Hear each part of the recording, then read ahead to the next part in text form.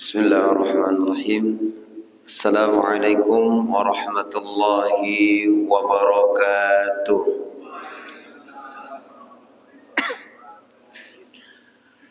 Alhamdulillahilladzi an'ama 'alaina bi ni'matil iman wal islam. Wassalatu wassalamu ala khairil anam wa ala alihi wa sahbihi bararatil kiram. Allahumma salli wa sallim wa barik wa azim ala sayyidina Muhammadin wa ala alihi wa sahbihi ajma'in. Qala Allah ta'ala fi kitabihil karim wa huwa asdaqul qa'ilin. Ba'da a'udzu billahi minasy syaithanir rajim. وسارعوا إلى مغفرة من ربكم وجنة عرضها السماوات والأرض أعدت للمتقين الذين ينفقون في السراء والضراء والكاذبين الغيظ والعافين عن الناس والله يحب المحسنين. وقال النبي صلى الله عليه وسلم من أحب أن يبسط في رزقه وينسم له في أثره فليصل رحمه. صدق الله العظيم. وبعد. Yang kami hormati segenap pengurus DKM Masjid Jauharatul Madinah, para sepuh, para bini sepuh, para asatidzah, para hujaj yang hadir pada kesempatan malam hari ini, yang insyaallah teriring doa, mudah-mudahan para orang tua kami yang hadir, para pengurus, para jemaah sekalian senantiasa diberikan yaitu sehat wal afiat, panjang umur, dan mudah-mudahan senantiasa istiqamah dalam kebaikan sampai akhir hayat kita. Amin ya rabbal alamin. Alhamdulillah, kita bisa berjumpa lagi dalam forum dan majelis ini yang mungkin sekian lama kita tidak menjalankan pengajian rutinan dikarenakan yaitu datangnya bulan suci Ramadan. Dan malam hari ini kalau tidak salah adalah merupakan pembukaan pertama. Jadi bukaan pertama pada malam hari ini. Kemudian selanjutnya yaitu Kiai Haji Al-Fadhil Kiai Haji Dedi Ahmad Syekhu besok Ahad malam Senin. Maka biasanya kalau pengajian setelah daripada Ramadan, ya, antara dua, yang pertama adalah halal bihalal ataupun membicarakan tentang persiapan jemaah haji. Karena acara yang paling laris kalau ustadz itu habis lebaran itu satu, yaitu panggilan ceramah halal bihalal. Yang kedua panggilan ceramah walimatul safar, walimatul umroh, karena orang udah mau berangkat haji. Kenapa? Karena bisa satu hari itu panggilan untuk walimatul safar itu bisa 2, 3, sampai 4 kali. Begitu. Mudah-mudahan jamaah dirahmati Allah, ini mendekati bulan haji juga kita yang punya keniatan tulus dan ikhlas, mudah-mudahan Allah berakatkan kita ke tanah suci. Amin ya rabbal alamin. Jemaah yang dirahmati Allah Subhanahu wa taala, halal bihalal adalah merupakan bahasa Arab yang orang Arab aja kagak ngerti maknanya. Halal bihalal adanya cuma di mana? Di Indonesia. Kita pergi ke Saudi, ke Mesir, ya, itu nggak ketemu tradisi halal bihalal. Halal bihalal made in Indonesia doang. Masya Allah. Karena nggak ketemu kita kamusnya kalimat halal bihalal. Kalau halal ada, halal bihalal adalah yang merupakan yang ada di Indonesia doang. Apa makna halal bihalal? Kalau secara mana kalimat halalun yaitu adalah merupakan doa yang kita senantiasa panjatkan supaya lancar, yang terkenal dengan doa yaitu doanya Nabi Musa. Karena Nabi Musa kan cadel, ngomongnya enggak begitu lancar. Kalau kata orang Betawi, kagak danta ngomongnya, enggak lancar, pelok. Makanya diutus baginda Nabi Musa itu ada pendampingnya, jubirnya ada, namanya Nabi Harun. Karena dia ngomongnya pinter. Kenapa cadel? Karena memang waktu kecilnya itu dia makan bara api, yang mana ketika Fir'aun la'natullah alaih lihat bahwa ini bayi bakalan menjadi penghancur kerajaan Fir'aun, kata bininya, kagak mungkin masa bayi bisa ngancurin kerajaan segede begini. Begitu. Cuma naluri daripada Fir'aun tetap ini yang bakalan ngancurin kerajaan saya. Apa buktinya? Coba aja di situ dikasih ada bara api, ya, ada permen, ada makanan. Kira-kira dia mau pilih mana? Ketika kasih dua pilihan, sebenarnya dia itu mau ngambil makanan permen itu. Cuma sama malaikat Jibril ditangkis, diarahin ke api. Akhirnya dimakan itu bara api, sehingga besar Nabi Musa itu ucapannya enggak lancar, karena lidahnya itu di bayinya pernah makan bara api. Ya memang sekejulnya begitu. Nanti dibuang, kemudian ketemu dan lain sebagainya, itu sudah memang produsernya itu Allah. Yang dibesarkan, yang diempanin, Masya Allah, yang dipelihara di tempat itulah nantinya akan dianjurkan. Nah, doa yang kita panjatkan biasanya sebelum pidato, Rabbi syrahli sadri wa yassirli amri wahlul uqdatan min lisani. Wahlul uqdatan. Wahlul itu dari kata halal.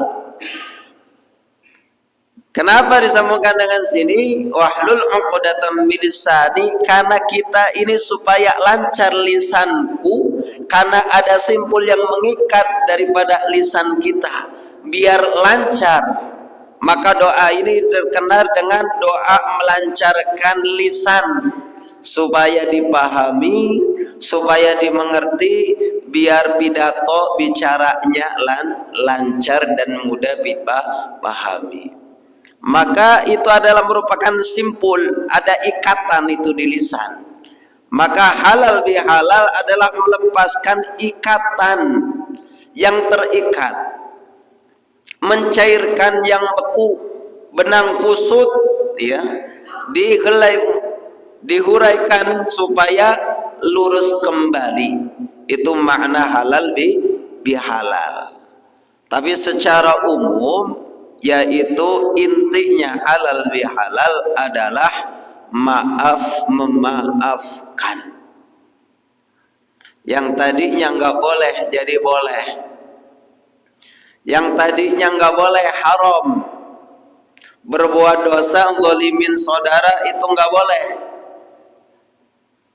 Berbuat kemaksiatan itu nggak boleh. Dengki, benci, dendam sama saudara itu nggak boleh. Nggak boleh, itu haram, dilarang sama agama. Maka setelah Ramadan, kemudian datanglah Lebaran Idul Fitri, maka kita tidak boleh saling membenci, beda pilihan biasa, tetapi tidak boleh kita saling membenci, menzalimi, menindas satu sama lain. Artinya apa? Kosong-kosong. Kosong-kosong. Apakah kita nggak ada dosa? Banyak. Suami istri apa nggak ada dosa? Banyak. Dalam rumah tangga apa nggak ada dosa? Pasti. Dalam pengajian, ya, dalam perkumpulan pasti ada. Karena memang manusia diciptakan di dunia itu tidak luput dari permasalahan daripada dosa. Mahalul khata' wan nisyan, emang tempatnya kesalahan dosa daripada manusia. Mansia tempat lupa. Manusia adalah ciptaan Allah yang banyak lupa. Itu namanya manusia. Kira-kira kita sebagai manusia banyakan elingnya apa banyakan lupanya? Elingnya apa lupanya? Lupanya. Ngaku nggak ngaku manusia kebanyakan lupa ketimbang eling. Baik dalam urusan dunia apalagi akhirat. Bahkan kalau dibandingkan eling dunia apa eling akhirat, kita jawab mana? Untuk dunia kita eling, untuk akhirat nggak eling-eling. Padahal sudah dieling-elingin. Ini dia. Untuk dunia yang nampak, yang kelihatan itu saja sebagai contoh seling rupa. Di sini kan ada yang pakai kacamata nih. Ada juga yang ngudut rokok. Itu orang yang pakai kacamata, orang yang biasa udut bawa rokok. Itu di rumahnya satu rumah itu bakalan kena omel gara-gara nyari kacamata, nyari rokok.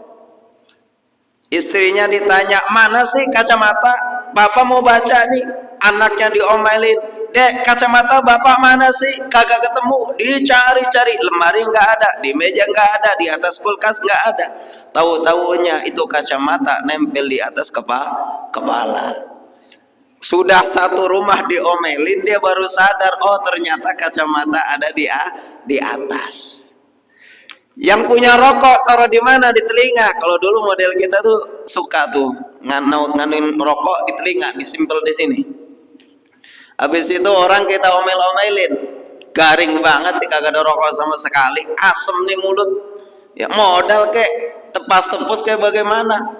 Ya susah banget nyari rokok. Rokok saya satu biji kagak ketemu, kemana sih tuh rokok? Tahu-taunya rokoknya di mana? Di kuping. Baru benda yang kita lihat, benda yang sering kita pakai saja itu seling lupa. Dunia saja yang kelihatan sering lupa, bagaimana yang nggak kelihatan? Coba. Saya merenung, kita merenung, kalau yang kelihatan sering lupa, bagaimana yang nggak kelihatan? Maka obat ingat itu diingatkan, obat eling itu dielingkan. Supaya sadar disadarkan, ternyata kita begitu jauh dalam kehidupan dunia, kita ngelupain akhirat. Kita ngajikan supaya eling tentang akhirat ini. Ahlan wa sahlan Ustaz Ugi, Masya Allah. Silakan. Kita ngajikan salah satunya supaya ingat akhirat.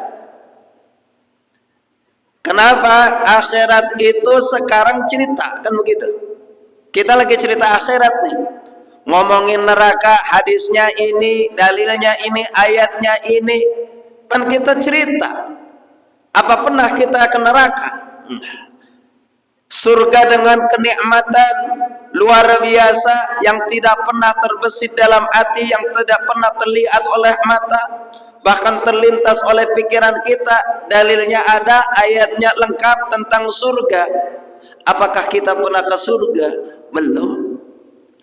Tentang ngerinya daripada siksa kubur, bahkan diceritakan tentang malaikat Munkar dan Nakir yang akan mensidang diri kita, bagaimana jembatan Shiratal Mustaqim, tentang alam mizan, barzakh, dan macam-macam tentang akhirat. Cerita kita di dunia dibocorkan oleh baginda Nabi, begini dan begini. Kalau soal ngerasain dan kita melihat, nggak pernah kita. Maka dunia itu sekarang ini nyata. Yang kita lagi ceritain akhirat. Akhirat cuma cerita. Tapi nanti kalau kita udah meninggal dunia, saya, bapak sekalian, kita meninggal dunia, kebalik tuh. Dunia yang tadinya nyata akan menjadi cerita. Akhirat yang tadinya diceritakan di dunia akan menjadi nyata. Oh betul, memang ketika masuk kubur bahkan ditanya. karenanya para ulama saling menyampaikan hadis, sampaikan bahwa orang mati harus bawa bekal. Bekalnya iman dan takwa jangan sampai kosong, karena perjalanan akhirat itu memerlukan bekal. Fa inna khairaz zadit taqwa, sebaik-baik bekal adalah takwa. Bekal harta bukan, bekal jabatan tidak, ya. Tentang jabatan yang tinggi, pangkatnya tidak, karena malaikat enggak takut dengan bentakan kita sebagai jenderal, enggak takut kalau kita nudongin pitol, karena malaikat itu tidak mempan disogok dengan harta yang kita punya, dengan ketampanan, kecantikan, paras cantik yang kita punya. Apa yang dibawa adalah iman dan amal, takwa kepada Allah. Masya Allah. Nah, ngomongin iman, ngomongin takwa itu sudah hampir hilang kalau kita ketemu temen, mau di alumni, mau nongkrong di pos ronda, ketemu di jalan, mau di mana ketemu, jarang-jarang orang nanyain iman kita. Apa kabar mas? Alhamdulillah baik. Bagaimana keadaan imanmu? Salat tahajudnya apa sudah setiap hari? Jarang-jarang orang nanya begitu. Paling nanya tinggal di mana, anak berapa, istrinya berapa, begitu. Sekarang nanyanya ditambahin, anak berapa, istri berapa. Kalau nanya anaknya berapa, 3, itu dari biang yang berapa. Kalau biangnya 2, 3, jadi 6 lah. Kalau biangnya 4 udah berapa. Nanyanya begitu-begitu. Sekarang nganggur. Kerja di mana, gajinya di mana, pulang jam berapa, begitu aja hari-hari. Dan itu udah lumrah. Kalau pertanyaan begitu tuh udah umum. Mau di mana-mana, chattingan kita, teleponan kita, obrolan kita itu nggak jauh dari omongan duniawi yang bakalan kita tinggalin. Kudunya makan ngingetin. Kita ngingetin seminggu sekali wasiat takwa dalam sholat Jumat. Sampainya di sholat Jumat wasiat takwa, ngaji bulanan kagak ngikut, ngaji mingguan kagak pernah. Ketemunya wasiat takwa di hari Jumat, yaitu adanya khutbah khutbah Jumat. Sampainya khotib naik mimbar, khotibnya naik, dia baca doanya beda. Bismika Allahumma ahya wa bismika amut. Coba bayangin dong. Khotib kelar, alhamdulillahilladzi ahyana. Coba, wasiat takwa ditunggu. Wasiat takwa itu kan merupakan yang memang harus ada dalam diri kita, takwa bekal. Bahkan menjadi wajib bagi setiap khotib untuk menyampaikan takwa adalah merupakan rukun. Kalau khutbah Jumat enggak ada wasiat takwanya, enggak sah khutbahnya, enggak sah khutbahnya, enggak sah sholat Jumatnya. Ketimbang apa? Satu rukunnya wasiat takwa kepada manusia enggak disampaikan. Ittaqullah, usikum nafsi bittaqullah, mari tingkatkan takwa kepada Allah. Itu wajib harus disampaikan. Perkara yang wajib yang kita tunggu, pas dari wasiatin kita molor, kita tidur. Masya Allah. Akhirnya nggak kerasa dalam hidup ini tentang takwa itu seperti apa, sehingga berbuat itu tidak merasa diawasi, berbuat itu tidak merasa dilihat sama Allah yang maha melihat, sehingga banyak manusia berbuat sekendaknya diri, dia tidak tahu bahwa dirinya sedang diawasi oleh Allah. Masya Allah.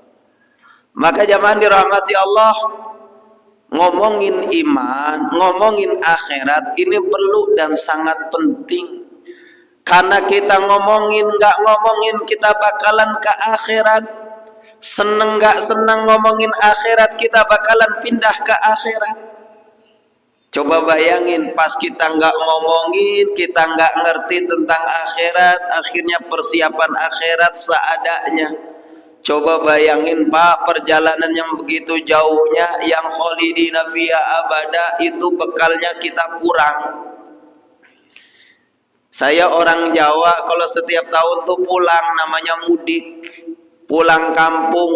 Mungkin di sini juga banyak. Kalau khususnya orang Jawa, baik Jawa Barat, Jawa Tengah, itu biasanya sudah tradisi Lebaran itu pulang. Benar, mudik. Kangen orang tua, saudara, tanah air. Kangen peleng pulang. Itu di Kalimalang, saya biasanya kalau ada acara Qiyamul Lail 10 hari terakhir itu lewat Kalimalang dari Cibitung ke Villa Nusa Indah Jati Asih, ya, itu melewati Kalimalang. Itu kalau sudah 10 hari terakhir, apalagi 3 hari akhir Ramadan, itu yang namanya motor udah berubah bentuk. Tadinya motor biasa aja, tapi kalau sudah mau lebaran tuh motornya ngapa jadi panjang? Karena ditambahin bambu. Motor yang biasa muatannya 2 orang maksimal 3, itu pun kalau kecil itu bisa muat 5 orang. Belum rangselnya, belum kardusnya, apalagi tiplek kongguan yang kagak kelupaan. Alan Waji, alhamdulillah. Iya. Pulang kampung paling lama berapa sih? Seminggu, 2 minggu. Habis itu kerja lagi, sibuk lagi, dagang lagi, ya kerja lagi. Untuk pulang yang sebentar itu rela pakai motor. Panas katanya Pak, panas, nggak apa-apa, sebentar aja kok. Hujan, ya mampir neduh. Nggak takut Pak kecelakaan, banyak mobil gede, bis ngebut, kontainer segala macam. Ya alon-alon alan kelakuan. Begitu yakin tuh pulang, saking senengnya pulang. Kenapa? Karena satu, dia dalam keadaan senang. Yang kedua, emang ada yang dibawa. Karena banyak juga yang kagak pulang alasannya ongkosnya mahal, nggak gablek duit, lagi krisis, udah pulangnya entar kira-kira ongkos udah normal, baru pulang. Ada yang begitu. Sebagian orang yang dagang, waktunya dagang nih gak usah pulang dulu, kumpulin duit udah banyak, orang udah pada pergi ke Jakarta, baru gua pulang. Begitu. Kayak kemarin kita pergi, ada orang tukang bebek, ya, orang Madura, nggak pulang Mas. Enggak Pak, nanti pulang kalau sudah mau Idul Adha. Saya dagang dulu, lumayan ini, begitu. Lah kalau kita makan pulang, mahal 3 kali lipat, pulang setahun sekali coba. Ketemu emak, ketemu ibu, dibela-belain itu motor sampai 5 orang. Depan 2, Masya Allah, ya, belakang 2 sama bini sama anak. Ya Allah, ngantri sepanjang-panjangnya karena apa? Ngantri bensin. Ya, Masya Allah. Itu perjalanan yang singkat saja, yang sebentar saja, itu perlu bekal. Coba-coba naik mobil pulang kampung nggak bawa bekal, itu nggak bakalan nyampe. Yang ada diturunin, diomelin sama pak kondektur. Kenapa? Nggak bawa bekal. Perjalanan singkat, perjalanan yang sebentar, perjalanannya itu yaitu pulang kampung memerlukan bekal yang kita siapkan. Coba pikirkan, kita bakalan mudik ke negeri akhirat, yang mana orang ini pada lupa tentang persiapannya. Bekalnya apa? Nggak disiapin. Kalau negeri dunia kita mau pulang lebaran, sudah pasti lebaran kita pulang, ada tanggalnya, ada waktunya. Kalau pulang mudik ke akhirat, waktunya nggak nunggu lebaran, waktunya nggak nunggu seneng. Namanya mudik akhirat kapan saja, di mana saja, sedang kondisi apa saja. Yang muda, yang tua, yang kaya, yang miskin, yang sibuk, yang pengangguran, pulang kampung, wayahnya pulang, itu pulang. Siap karena udah sholat, siap karena sudah baca Quran, tetap dia pulang. Enggak siap, tetap dia pulang. Cuma permasalahannya yang disiapin aja kadang kita masih susah, apalagi pulang ke akhirat kagak punya persiapan. Emang persiapan aja iman dan amal soleh. Persiapan sholat, Pak Ustaz, tenang, akhirat saya sudah mulus dengan sholat saya. Sholat kita bagaimana? Sholatlah di awal waktu sebagai amal yang terbaik. nyatanya di lapangan kita sholat nggak tepat waktu alias telat alias masbuk. Itu persiapan akhirat kita. Persiapan Quran saya sudah hafal Quran. Berapa banyak orang yang ngaji sekedarnya saja, seingatnya saja, seelingnya saja, dia bilang sudah ibadah dengan Qurannya. Banyak persiapan akhirat kita yang kurang. Memang maksimal tidak, tapi minimal kita betul-betul mempersiapkan. Karena masa depan itu yang sesungguhnya masa depan akhirat.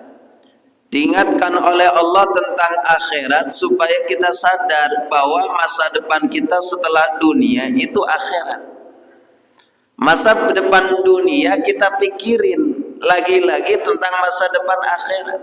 Anak kita sekolahin dari TK sampai perguruan tinggi sampai profesor. Kalau kita sanggup kita biayain tuh anak.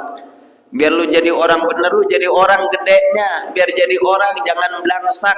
Orang tua mah semuanya mikir anak biar masa depannya cakep. Tapi karena kita nggak nyadar, masa depan akhirat mah kudu lebih penting dari masa depan dunia. Lah kalau orang kaya di dunia, kemudian meninggal dunia, nggak membawa imannya, dia kaya tapi miskin iman, masalah di akhirat. Jabatannya tinggi, mentok langit, jabatan ada, tapi iman nggak ada, masalah di akhirat. Karena di sana apa yang dilihat bukan kondisi sekarang ini, tapi yang dilihat adalah ketakwaan kita kepada Allah. Maka akhirat kenapa harus diceritakan supaya eling? Karena dengan kita eling, kita bakalan sadar, kita bakalan selamat. Karena di jalan saja, di jalan raya, di tol, di mana-mana, kalau orang nggak eling itu bakalan celaka. Belum lama di Guci itu karena nggak eling celaka, kan begitu. Di Cipularang, masya Allah, tabakan beruntun. Kenapa? Diusut ternyata sopirnya ngantuk, kontainernya oleng, malang di jalan, yang di belakang nggak sempet ngerem, yang belakangnya lagi nggak sempet ngerem, akhirnya beruntun. Gara-gara apa? Ngantuk. Ngantuk itu kenapa? Karena nggak eling. Nggak eling itu apa? Karena nggak sadar. Di jalan nggak sadar, celaka. Dunia nggak sadar tentang akhirat, hati-hati, celaka. Celaka dunia ada ujungnya, celaka akhirat, hati-hati, berat. Penyesalan dunia boleh menyesal di dunia, tapi menyesal di akhirat tidak ada gunanya. Maka jamaah dirahmati Allah Subhanahu wa taala, di awal kita ngaji ini supaya berkorban semangat bahwa kita hidup itu nggak lepas dengan sholat, dengan Quran, dengan sunnah, dengan zikir, sholawat, itu nggak lepas. Maka kalau ada orang bosan sholat, bosan ngaji, bosan sholawat, bosan ke masjid, begitu udah rada-rada, itu tinggal panggil amil untuk apa? Dibungkus pakai kain putih. Kenapa dia? Karena sudah bosan dengan ibadah kepada Allah yang menciptakan ini dunia. Kan sering disampaikan ayatnya jelas, kalau nyembah sama Allah itu enggak khusus Ramadan. Bi'sal qaum ya'rifuna Allah illa fi Ramadan. Seburuk-buruk kaum adalah yang kenalnya sama Allah ketika Ramadan doang. Salat cuma Ramadan, ngaji cuma Ramadan, ya, ibadah cuma Ramadan. Seburuk-buruk manusia, seburuk-buruk kaum adalah ibadah kepada Allah cuma Ramadan. Kalau ada haji yang mabrur, cirinya adalah dia pulang makin dermawan, makin rajin ibadahnya, ya, makin akhlaknya baik, itu haji dikatakan mabrur dan mabrurah. berangkatnya sama, tawafnya sama, sa'inya sama, sampai sana jumrohnya sama, tapi yang membedakan pulang mana yang makbul dan makbulah, mabrul dan mabrurah terlihat setelah ibadah hajinya di tanah airnya, betul-betul dia taat kepada Allah atau enggak. Ketika dia enggak taat sama Allah, itu bisa dikatakan hajinya tidak makbul dan mabrur. Kalau mau lihat orang yang dapat Lailatul Qadar, yang dapat kemenangan setelah Ramadan, dilihat setelah dari ibadah Ramadan. Masa-masa lebaran Idul Fitri masih taat enggak sama Allah, bisa kelihatan tuh. Yang tadinya qiyamul lailnya mantep, yang ibadah sunnahnya enggak ketinggalan, ibadah paling sregep di Ramadan, boleh dilihat tuh keberhasilan yang paling inti kapan? Setelah Ramadan. Apakah yang berhasil itu yang bajunya paling baru, gamisnya paling mahal? Enggak. Sepatu baru, sarung baru, peci baru, rumah baru. Mau ditambahin takut salah. Istri baru, Masya Allah.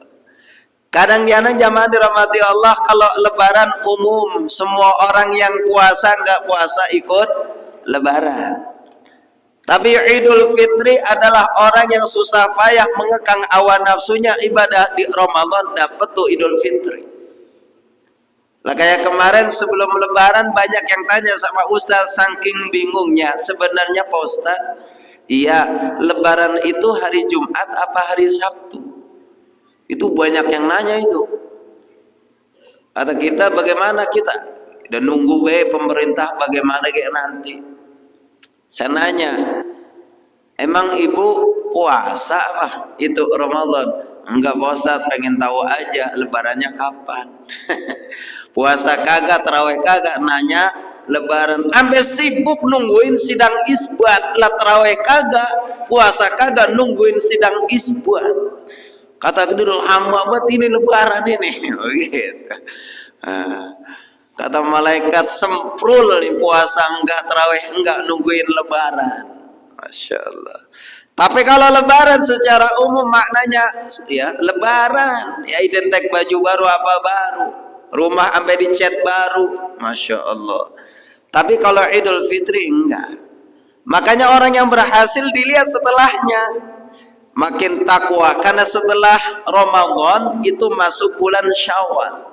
Syawal itu bulan peningkatan, syal artinya meningkat. Maka yang berhasil siapa? Yang setelah Ramadan meningkat, makin rajin di Ramadan, rajin habis Ramadan makin rajin, di Ramadan mantep, ba'da Ramadan makin mantep. Itu yang berhasil mendapatkan Ramadan. Cuma secara umum di kalangan kita, adanya Idul Fitri Lebaran itu menghanguskan amalan kita ya ketika Ramadan. Disindir oleh Allah Subhanahu wa taala, wala takunu kallati naqadat ghazlaha min ba'di ya quwwatin ansata. Janganlah kalian ini seperti wanita penyintal benang yang suka nenun benang, kemudian diurai kembali setelah selesai pekerjaannya.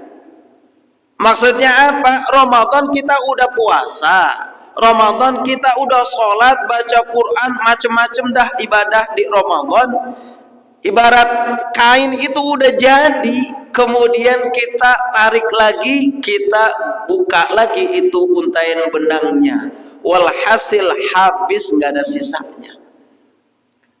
Kenapa? Karena Ramadan kita tahan, Ramadan kita belajar menahan hawa nafsu, nggak marah, nggak dendam. Tahu-taunya setelah Ramadan kambuh lagi dosanya, kambuh lagi marahnya, bahkan dengki, benci, caci maki keluar lagi. Jangankan Ramadan, ya, jangankan Idul Fitri, masih suasana Ramadan mudik itu banyak pertikaian di perjalanan. Nggak bisa nyenggol dikit langsung marah. nggak bisa macet dikit, nggak sabaran, marah-marah. Pengendara dimarahin, yang ngatur lalu lintas dimarahin, pokoknya segalanya dimarahin. Itu amalan kita khawatir bakalan habis dikarenakan cuma beberapa minggu karena perbuatan kita. Masya Allah. Maka di halal bihalal ini jamaah dirahmati Allah, kita belajar untuk saling menahan emosi kita, mengikhlaskan segala kesalahan saudara-saudari kita kepada kita. Karena manusia agung mencontohkannya begitu. Kalau ada orang yang benci sama kita, orang yang zalim sama kita, itu yang pertama baginda Nabi itu mencontohkan kepada kita, kalau ada perbuatan buruk balas dengan perbuatan baik.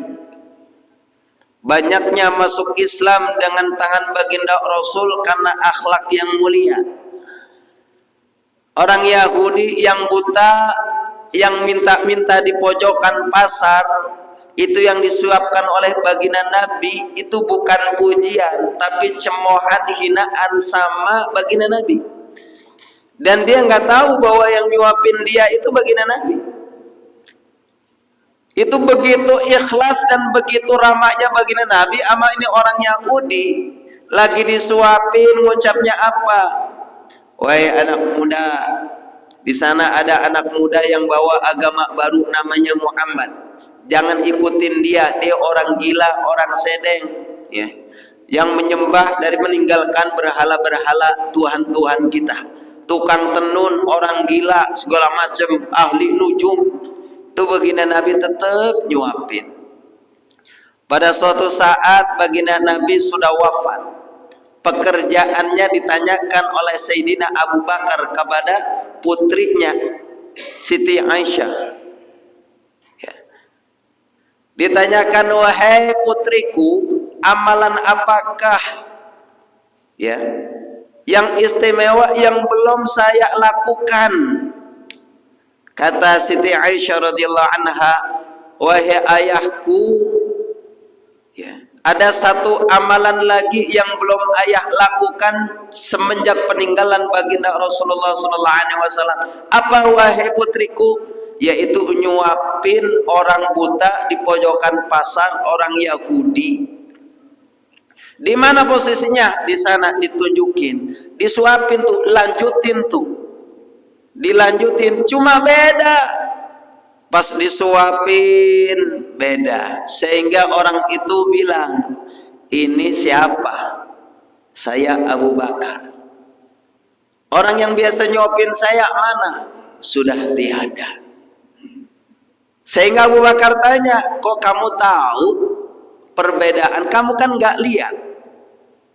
Memang saya nggak lihat, tapi saya merasakan. Bedanya apa? Kalau orang yang dulu nyuapin saya, itu suapannya begitu lembut, kasih sayang. Terus makanan sebelum masuk ke makanan saya, karena saya ompong, itu dia memuat dulu, ya, dilumat dulu kayak nyuapin bayi sampai lembut banget, baru disuapin ke saya. Begitu, Masya Allah. Setelah disampaikan, wahai orang tua, sesungguhnya orang yang menyuapin kamu setiap hari itu bernama Muhammad, yang setiap kali kamu caci dan kamu hina, dan itulah orang yang menyelamatkanmu dan menyuapimu dengan kasih sayang. Coba kalau posisinya kayak kita, udah orang buta ngomel sama kita, pas lagi disuapin dia ngomelin, ya. Jangan ngikut Haji Tarjuki, ya, dia mah ahli bidah, ngajak orang-orang ke masjid, semprul itu Haji Tarjuki. Yang nyuapin Haji Tarjuki, kira-kira itu ngomong semprul di depan Haji Tarjuki.